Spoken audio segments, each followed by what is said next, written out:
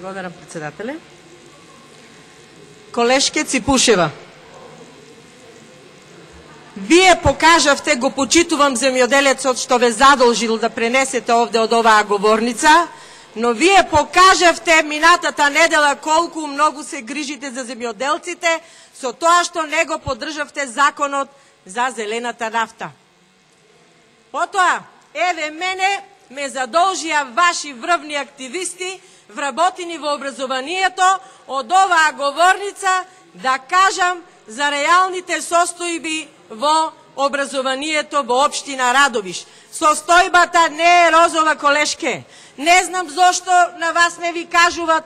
Дајте, најдете ја причината зошто вашите активисти мене ми ги кажуваат проблемите во образованието, а не на вас. Преиспитајте ја состојбата. Зошто се уште вашите активисти прашуваат зошто директорот на основното училиште во Ињево Орце Николов не е уште сменет, 2 мандата, 2 пати веде директор. Вашите активисти го бараат тоа од мене да пренесам овде.